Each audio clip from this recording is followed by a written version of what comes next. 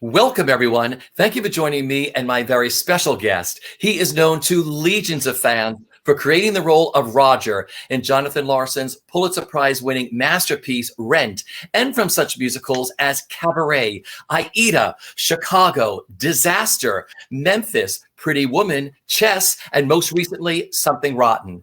And this coming Sunday night, November 22nd at 8 p.m. Eastern Standard Time, he kicks off his concert with Seth Rudetsky as part of the Seth Concert Series. Please say hello to my friend, Adam Pascal. Hello, Richie. Nice to see you. Thank you for having me. We are here. Look at this. We are here. So the audience knows we've been working on technical glitches for several days now. So we finally we're able to catch up with each other. So. Well, I love this. You have a brand new computer leading into your Sunday concert. I upgraded to 5G yesterday through Verizon Fios because I would cut out every now and then. Oh, okay. Well, I hope that was working for you. Oh, it's all working beautiful. Like yesterday I had Luba Mason, which was perfect. And I got through, we were on. And the last 5 minutes, there's a shot of me with my eyes closed because I froze as she's telling a story. So I hope the fans don't think that I was bored by the whole thing. But I'm totally upgraded. You look sensational, my friend. Adam, first off, how are you and where are you? I'm okay. I'm in Los Angeles in my house. And I am here quarantined with my family. Well, I should say one of my kids, my older son, he's a freshman in college, and he actually went. They actually brought the kids back to campus, so he's at UC San Diego. My younger son is here. He's a junior in high school, and he's doing school remotely. And I'm just trying to stay sane, and trying to live life until we all come back to normal. Has it been easier having the family there? Has it been better having them there during this whole time? Well, yeah, sure, of course. I mean, you always want to be around your family, and complete isolation is certainly not healthy for anybody. And I love them, so I want to be around them. You know what I mean? And I need support for myself too. You know what I mean? So it's not just about me hopefully being there for them. It's about them being there for me too. And so I really do feel for people who are having to quarantine in isolation, because that must be very, very difficult. So my heart goes out to everybody who's in that unfortunate circumstance. What has amazed you the most and what has frustrated you the most during this time period? Well, what's frustrated me the most is obviously the political situation, the political climate, and everything that's going on with Trump and his insanity. That's the most frustrating thing, quite frankly, that I've ever experienced in my life. Yeah. You know what I mean? It's the most frustrating thing that I've ever experienced, to see how half this country is the way that they are. You know what I mean? It's been, and this isn't about Republican and Democrat. And I know people have said that before, but it really, really isn't. I personally, I'm not a full on lefty. I have some somewhat more conservative views, certainly when it comes to fiscal things and, things like that. But whatever. Point being is that this is about Trump and not Trump. You know what I mean? It's about Hitler and not Hitler. It's not about like a political ideology or a different political ideology. This is about good. This is about good versus evil. You know what I mean? And we are, as a country, in a fight for survival. Yeah. No, it's so interesting because the whole world is skewed. We're all off balance, and especially the United States right now. But it must be really great. You have your concert this coming Sunday night. I mean, not many people have been able to do a lot of stuff. It's all virtual, and we're all finding a new way through this. I mean, like I said, you just got your new computer and everything else. I mean, yeah, and it's not working. Everyone should know that I'm on my phone right now. My phone, the computer didn't work. Yeah, but like I said, you have a few days before your concert, but it's like, leading into these concerts and everything, not only are you the performer, now you're the stage manager, the sound guy, the lighting person. It's like you must have so much more respect for these people before as you're trying to put a concert together. Well, it's so true. Everybody, we're all having to put on these new hats, you know what I mean? And we're all acquiring these new skills that revolve around the growing technology, allowing us all to stay connected during this pandemic. So thank God for technology. Thank God for Zoom. As much as we all say, oh, I hate it, I'm so sick of it. Imagine if we didn't have it, you know what I mean? And we didn't have the access to each other in this digital way that we do. But yeah, I think obviously in my opinion, this is going to change everything. about the way that we communicate and the way that we interact with each other. I don't think it will never replace, actual human physical contact, but it will open up things and open up the world to possibilities that we didn't have before, that people didn't realize. Oh, I could have this whole team working for me and they don't actually have to come in physically. I didn't realize that. Okay, well, you know what I mean? Like things like that. Like I think it's going to be ultimately turn out to be a good thing and inspire other new technologies that haven't been invented yet.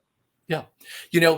This coming Sunday night, November 22nd at 8 p.m. Eastern Standard Time, you will be live with a rebroadcast on Monday, November 23rd at 3 p.m. Eastern Standard Time, doing your virtual concert with Seth Rudetsky as part of his Seth Concert Series. How excited are you for Sunday? I'm very excited. And Richie, I just want to thank you for promoting this show. I know I have a tendency to get asked a question and then I don't answer that question and I go off on a million different tangents. So I'm going to answer your question about how excited I am for Sunday. I'm very excited. I'm always excited to work with Seth.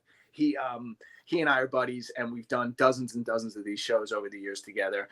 And we always have so much fun together. And he makes me laugh more than almost anybody in the world. So I just, I love the opportunity. I've done a lot of these concerts, these Zoom concerts, and a lot of live virtual things. And they're okay. They're fun. It's good to do something more than nothing. But I am definitely more excited for this particular one than I have been for any of the ones I've done before because of Seth and because of the opportunity to hang out with him.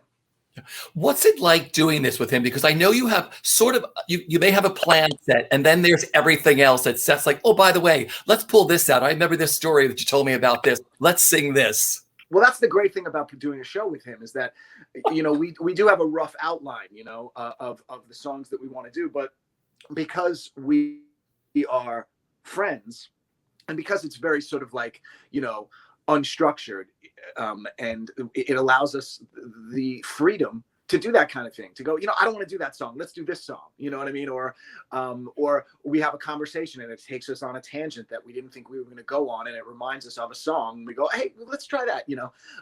That's so much fun for me. I prefer that. I love working off the cuff. You know what I mean? I actually feel like I work best in that regard when things happen in the moment, things are ad-libbed, and they're unscripted. And for me personally, that's how I always seem to respond most favorably is to a situation like that. Yeah, because I remember one of your last shows that you did at the Green Room 42. Can't wait to get back to live venues again.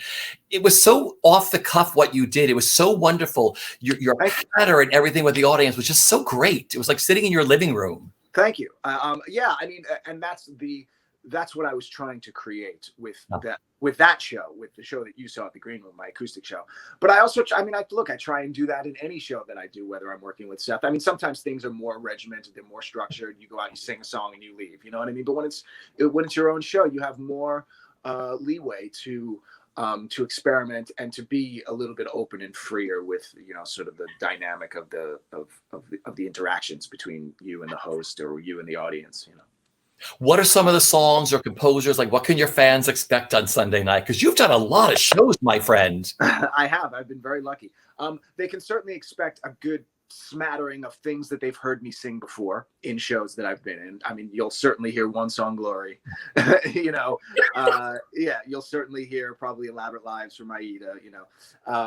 But I also like to do songs from shows that I haven't been in yet that I'd like to do, or songs that I just love that I'm not necessarily appropriate for, but just a song that I love to sing. You'll hear some of that stuff. So there'll be a little Les Mis, there'll be a little Phantom, there'll be a little Hair, maybe. We'll see. To be honest, Seth and I are still working it out. So and we'll be working it out up until 5 minutes before we start the show. So Is Jean Valjean one of your dream roles in Les Mis?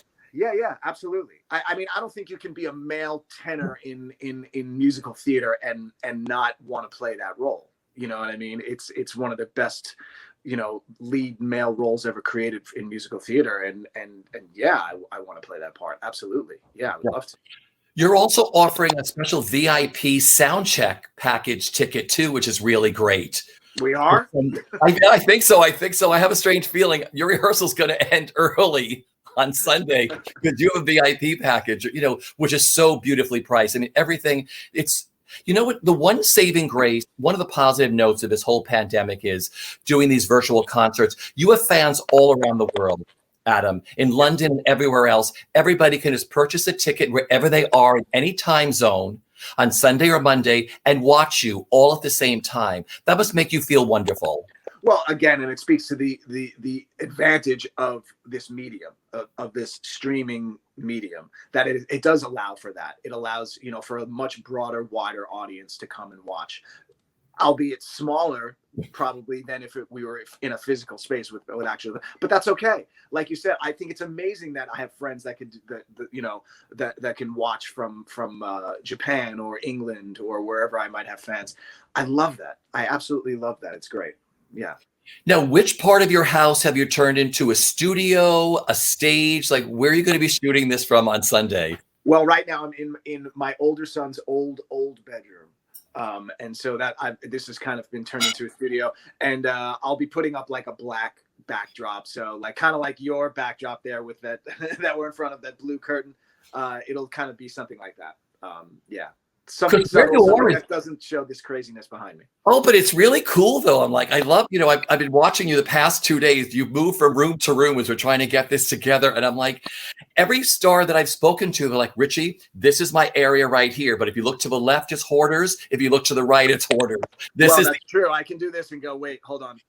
See all of those shoes. I'm trying to keep the shoes out of frame.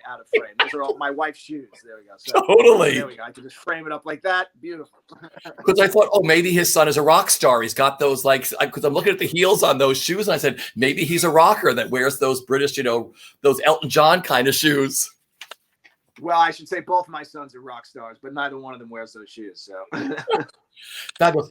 So we have to go into, so again, it's your concert is this Sunday night, November 22nd at 8 p.m. Eastern Standard Time, live with a rebroadcast Monday, November 23rd at 3 p.m. Eastern Standard Time. I mean, these concerts are produced by Mark Cortali. They're sponsored by BroadwayWorld and StreamYard. The tickets are available at SethConcerts.com, at Broadway World events. It's only $28.50, and then there's that special VIP sound check ticket, which is available too, which you're doing that.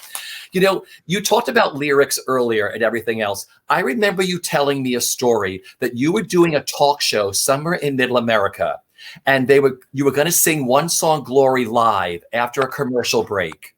And I think you told me said, Richard, I forgot all the words during the commercial break. Would you tell our audience that story? I love people, Yeah. Absolutely. It was in Texas. It was like Good Morning Houston. It was like Good Morning whatever. I think it was actually Good Morning Houston. Yeah. I think that was the show I was doing. And I was doing a live performance of One Song Glory with just my guitar. And right before they were like, okay, everyone, 30 seconds. And literally as soon as they made that announcement, I was like, I can't remember anything. I can't remember the first word. The first word is obviously One Song Glory. I couldn't even remember how it started. And I was with a friend of mine named Tice. And luckily he's a big musical theater fan. He knows the song very well. And I said, Tice, I'm freaking out. I've gone white. I can't remember anything. Can you stand right next to the camera and just start mouthing the words for me? And thank goodness he was with me, because I honestly don't know what I would have done. I would have probably faked a horrible stomach ache and said, I can't go on. I gotta go. But anyway, so he stood right next to the camera and he started with the, getting me going. And once I got going, I was like, of course it all came rushing back, but thank goodness for Tice and that experience. Yeah.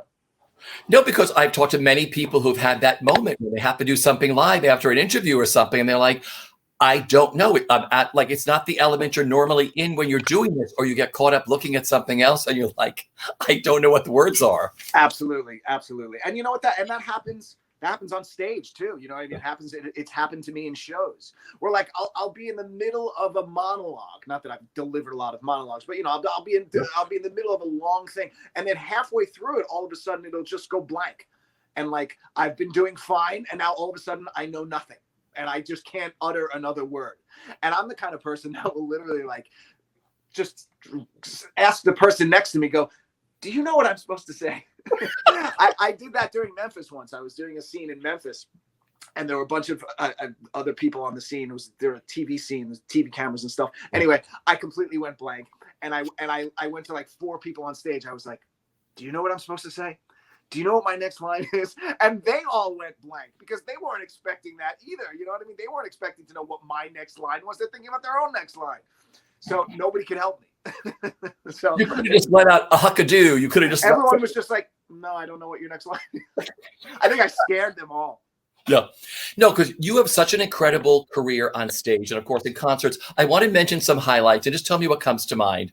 You know, you made your Broadway debut. Broadway debuts are really special. And so many people this spring were supposed to make their debuts, and then the pandemic hit. And I hope when Broadway comes back bigger and better than ever, they'll have that opportunity. But yours was extra special because yours was in Rent. I mean, you know, and I'm sure you were I think the last person cast, you told me. But I mean, what do you remember about your opening night as Roger on Broadway at the Nederlander Theater? I got to be honest with you, not much, because so many things had happened, and the world was of us in that show was such a whirlwind up until that point that like I can't even remember what the difference between our opening night was and the next night or the preview the night before. Like you know what I mean? Like they were all so eventful.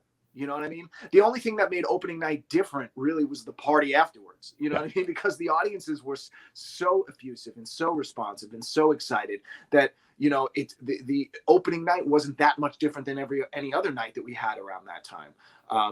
And again, I would imagine that, you know, someone like Lynn or you know, anyone involved with Hamilton will probably say a very similar thing, which is that it was so crazy every night that it was hard to distinguish one from the other, you know. You definitely were the Hamilton of its time, because I was fortunate enough to be able to see it down at New York Theater Workshop. I sat on a pillow on the stairs to watch you guys down there. And then we were there for the second night, the night after you opened on Broadway, which was just as star-studded. I mean, the whole entire run practically was, but I will never forget the magic. And I remember talking to all of you at Sardi's. You were all such babes in the woods. None of you had done interviews before. I mean, it was so great. I remember talking to all of you, the camera lights go on, and you were all like, you know, these little babes in the woods. And it's something I'll never forget. Yeah. I remember all of that. I remember all of the feeling of all of these new experiences, you know what I mean? And meeting you, I've known you for 25 years, but like meeting people for the first time, you know, people, our peers, you know, people in our community, like, you know, meeting everyone for the first time. And, you know, it was very exciting, and not knowing who anyone was, you know, like somebody having to pull me aside and go, that person's really important. What did Rent mean to you then, and what does it mean to you now? Has it changed at all? Yeah, I mean, it's definitely changed. It is definitely the gift that keeps on giving.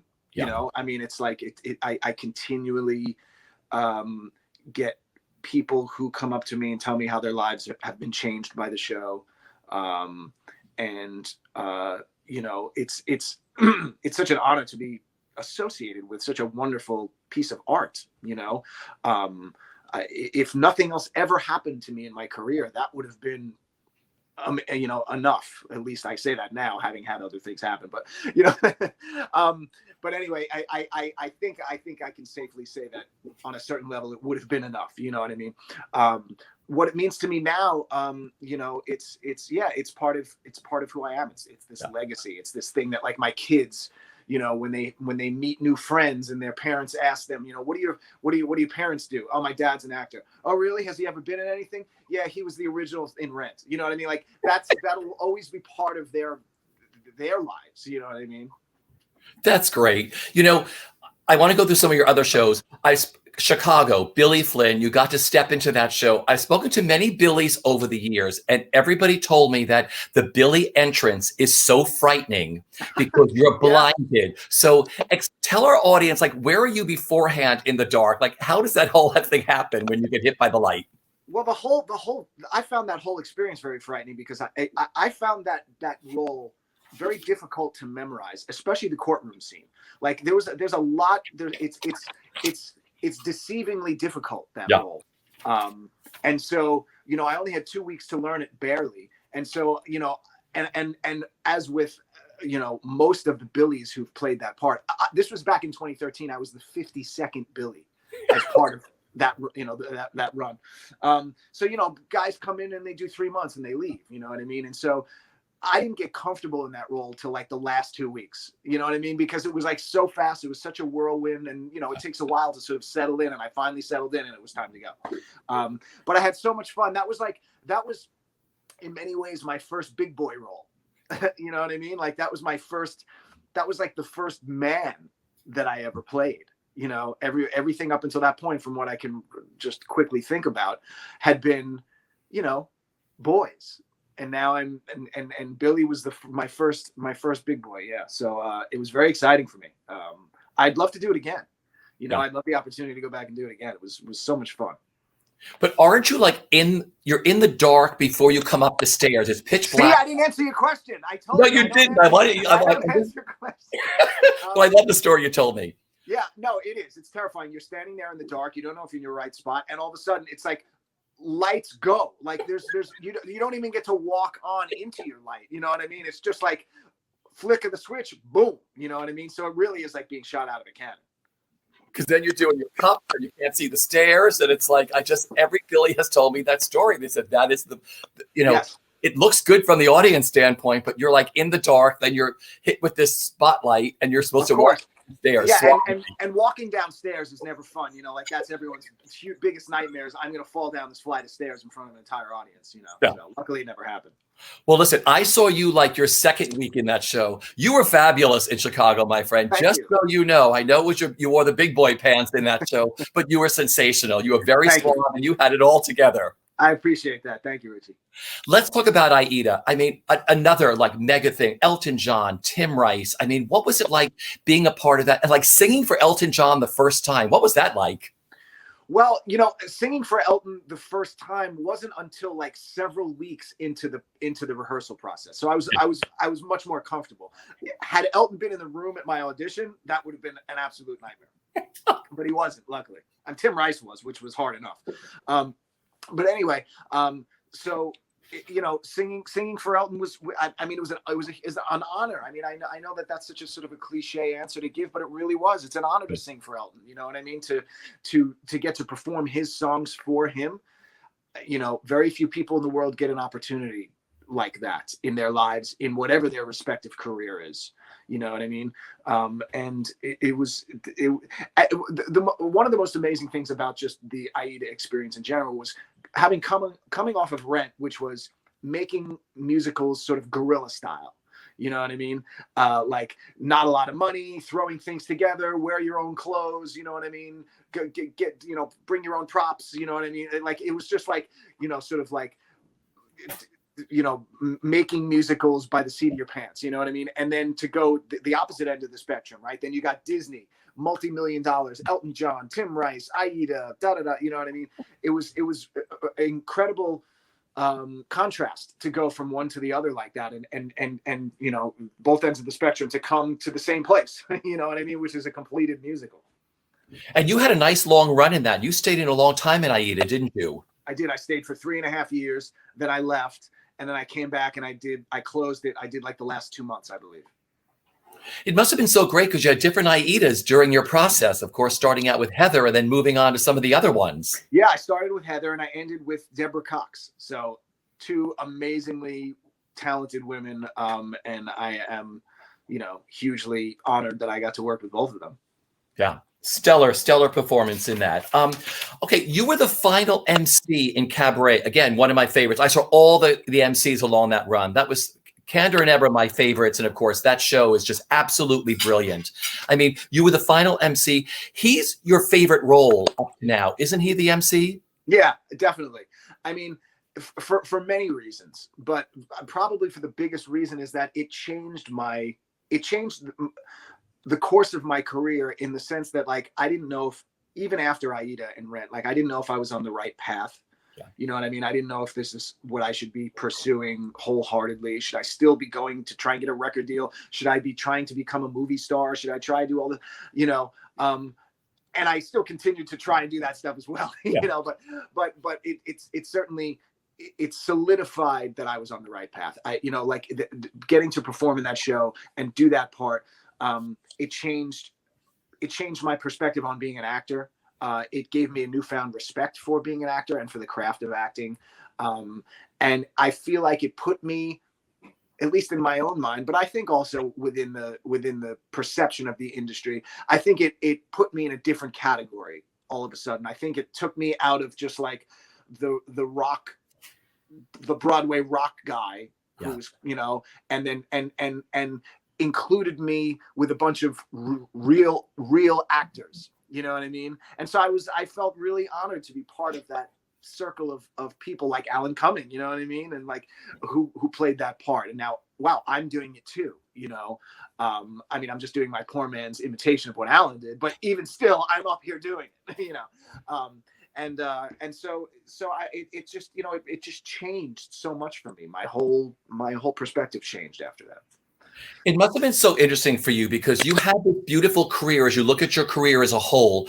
But I'm sure, like you said, after Rent, I mean, I'm sure you had so many people saying, go to Hollywood, do this, get a record. We're going to do this. We're going to do that. I'm sure you were being pulled in 5 different directions and not really having the time to process, like, where is my career going? What do I want to do? I'm sure, you know, you and I talked about this before, but I'm sure everyone's saying, you know, with the cigar, come with me and I'll take you here and we'll do this and we'll do that. I mean, but you maneuver through that so beautifully.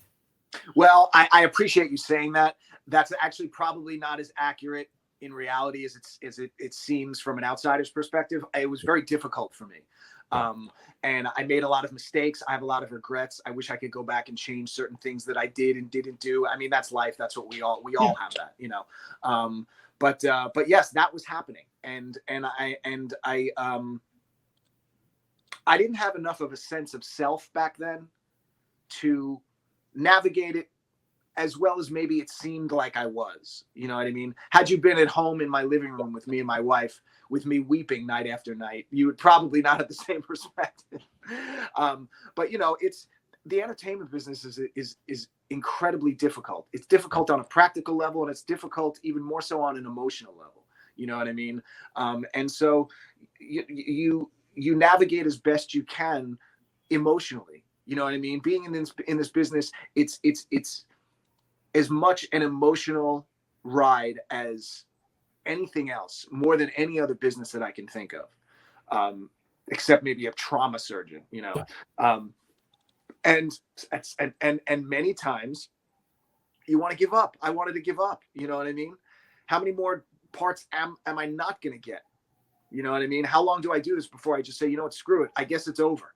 I guess, you know what I mean? I guess I had a good run. I guess it's over. We all confront that all the time. You know what I mean? We all come up against that all the time. Where like, we're having a bad streak here. You know what I mean? Like, it's been going on for a while and I haven't gotten a part.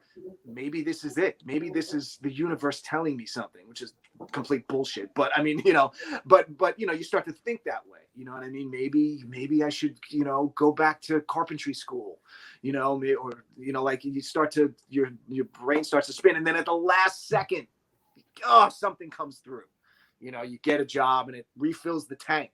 It refills your emotional tank, you know? No, it's like you said, because showbiz is practical and emotional because you're an artist. So it's like you're dealing with this double, you know, and I remember, I forget who told me this, but a star told me, he said, Richard, everybody doesn't realize the in-between. When you look at someone's resume, you look at like Rent, Memphis, all this stuff. No one looks at the in-between times of saying, I don't have a job. You know what I mean? It's like, you know, so it's like. I work with students a lot, and I remind them of that. You know, kids who want to go into this business and they look at me and they see 9 Broadway musicals, you know, and they think like, I want a career like that. Yes, I've been very lucky, but just like you said, think about the times in between, you know, and I also say, look, you know, and I tell students, I'm a musician. I have my own live show that I do, and I go out and I do all that stuff. I try and do some TV. I try and do some film. Like, you got to do everything if you want to work and survive in this business. You can't just do one thing or you won't survive. You have to be a sort of a jack of all trades in terms of the entertainment business, you know, and more so as technology, as life, as the world, as culture progresses, you even more so have to be able to, you know, dip your toe into all of these different places, you know? Yeah. Beautifully put. It's so great because everybody thinks these kids think you're tapped on the shoulder. Oh, he's Adam Pascal. He's a big star. People don't realize there's a whole backstory to all of this and, the in-betweens. You Which I can, think is really good advice you give to people. Yeah, and you can be a big star and still struggle. As a matter of fact, we all do. You know what I mean? We all do. I don't care if you're me or Stokes or Bernadette Peters or anybody. Not that I'm on that level. I was actually sort of raising the bar and saying like me and them. You are on the same level, but it's all the same thing. They're just different levels. Yeah, it's beautifully put that way. I want to get into Disaster. Disaster was one of my favorite feel-good musicals, of course, written by Seth Rudetsky and Jack Plotnick. What was it like working with that hilarious company? It was like the finest group of stars put together to do this incredible. I was brought up on those 70s disaster movies. I love them all. So then to put Disco together, which is my second favorite. I mean, how much fun did you have working on Disaster? It was the most fun I've ever had doing any show, as you can imagine. And part of that was that I literally watched the show every night. Like I was never in my dressing room. When I was off stage, I was standing on the side of the stage and I was watching and I was laughing every single night with the audience. I mean, like you said, it's Roger Bart, Kevin Chamberlain, Faith Prince and Kerry Butler and Max Crumb and Jen Simard. And the cast was the funniest group of people that I've ever been around. And we all had so much fun making, and of course, Seth, we all had so much fun making such silliness. You know what I mean? And to get to be so silly every night was so much fun. I was so upset when it closed. I was so upset that I wasn't, not because I was out of a job. I was so upset that I was going to have to stop having this experience every night, we need to bring that back. It's time for a revival. I think we need to bring that back. I do too. Look, the timing was bad. The timing was bad. The Nederlander can be a wasteland for shows. You know what I mean? It's very difficult for shows to become successful in the Nederlander. And I realize the irony of what I'm saying. And so I do think that that the show should and will come back at some point. Did anybody ever go up during that show? Because it all looked like you were at theater school, having the time of your life. Like, did anybody just in the middle of the show, like you or someone saying, "I forgot these lyrics"? I don't recall that happening. No, I don't think. It's a group of professionals at Disaster. That's why. Yeah, not in that show. I don't recall that. But I still love your story at Memphis when you're like, I have no idea where I am. Yeah, no idea. Yeah, no. Somebody help me, please. I wish I could tell you how I ended up getting out of that. I don't even remember. Oh, people forget that part. I've spoken to every star in the world. And they're like, I hate going to the White Room, Richie, but we've all gone there. Oh yeah, absolutely.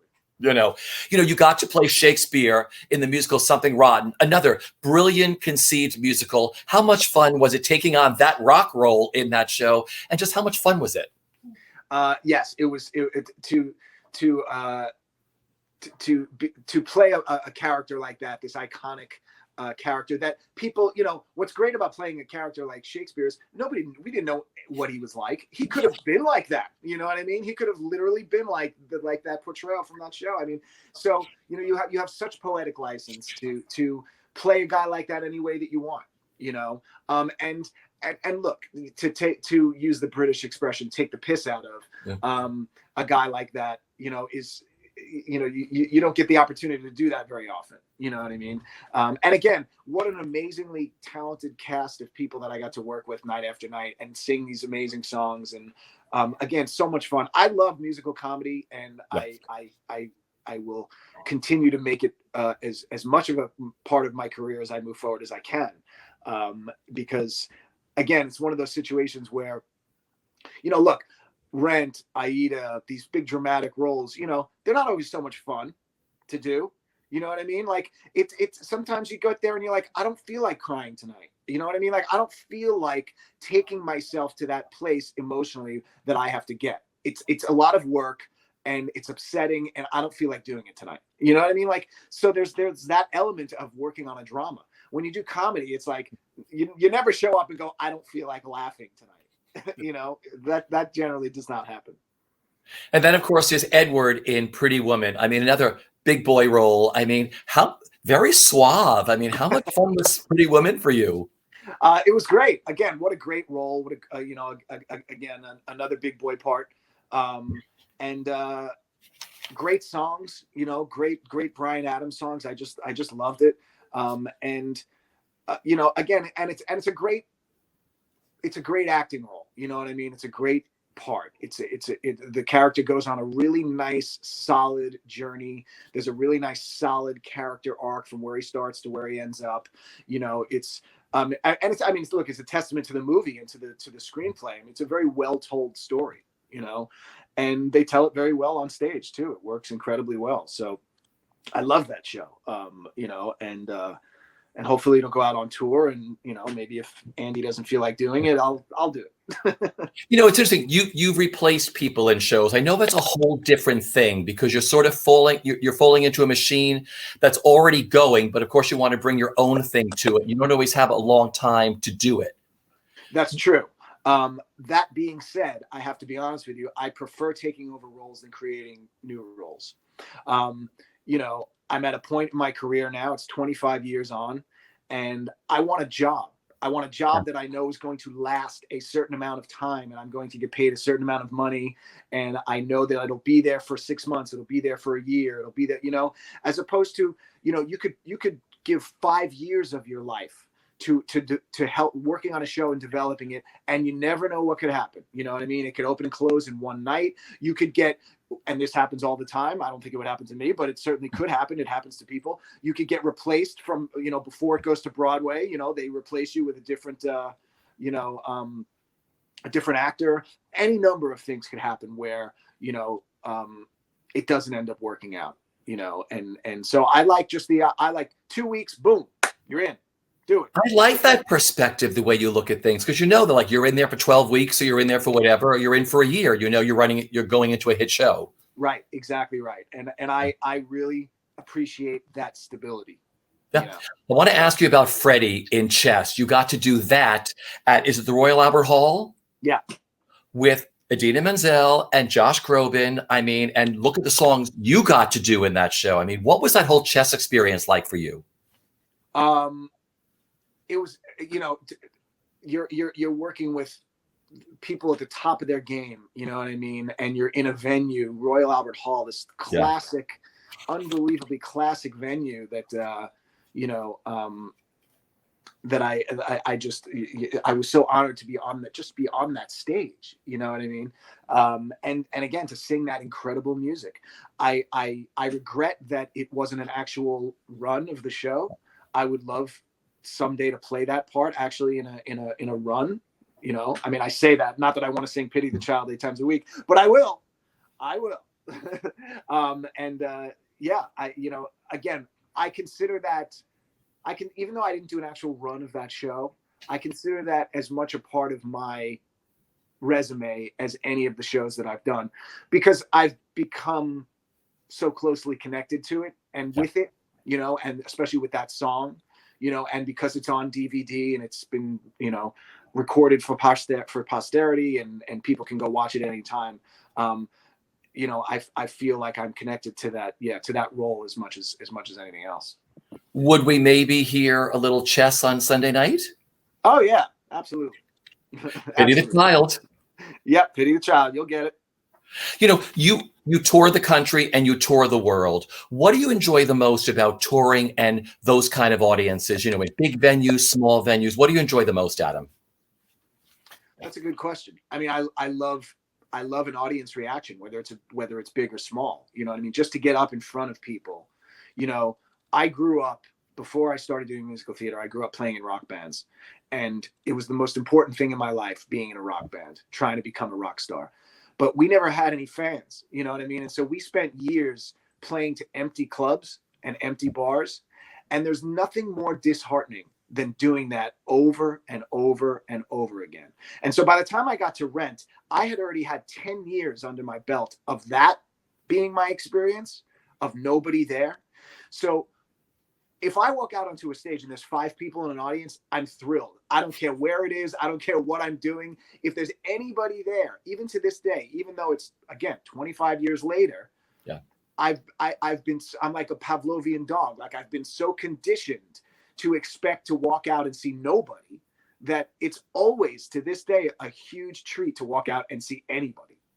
Yeah. So finally, what are you looking forward to the most with Sunday night's concert? Just getting the opportunity to spend time with Seth and hang out with him and have fun and laugh. You know, that's the best part about doing shows with him, is just the friendship, the camaraderie.